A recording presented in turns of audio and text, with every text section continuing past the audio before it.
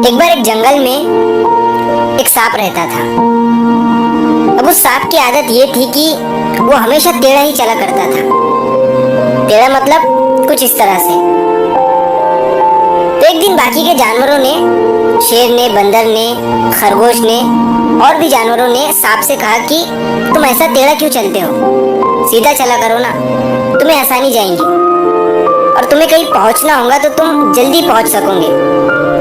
तो सांप ने उन सब जानवरों से कहा कि नहीं, मैं इसे नहीं बदल सकता हूँ, ये तो मेरी आदत है और मुझे ऐसा ही चलने में मजा आता है।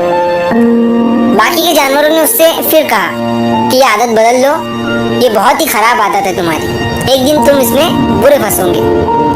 लेकिन सांप ने फिर से वही कहा कि ये मेरी आदत है, मैं इसे नहीं बदल सकता।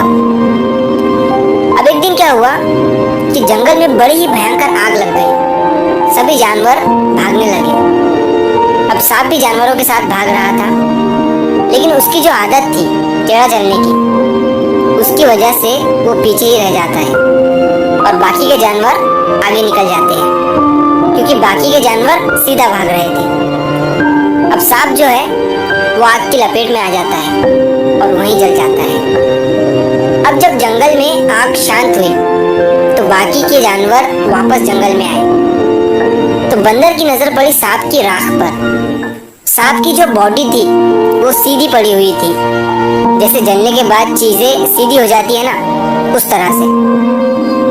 तो बंदर ने जब उसे देखा तो हंसकर कहा कि अब सीधा होने का क्या फायदा, जब तुम्हें सबने कहा था कि सीधे हो जाओ तब तो तुम सीधे नहीं हुए और अब मरने के बाद सीधे पड़े हो।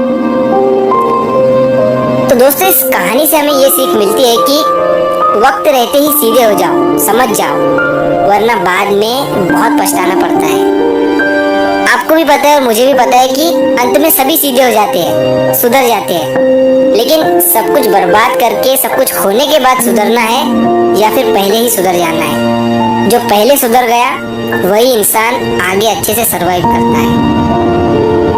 तो अगर आप इस कहानी को और भी लोगों तक पहुंचाना चाहते हो तो इस वीडियो को लाइक करिए, ताकि YouTube इस वीडियो को और भी लोगों तक पहुंचाए।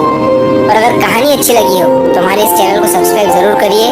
मिलता हूँ मैं अगली बार इसी तरह की कहानी के साथ। तो सब्र करो, शुक्र करो और जिंदगी में आगे बढ़ो।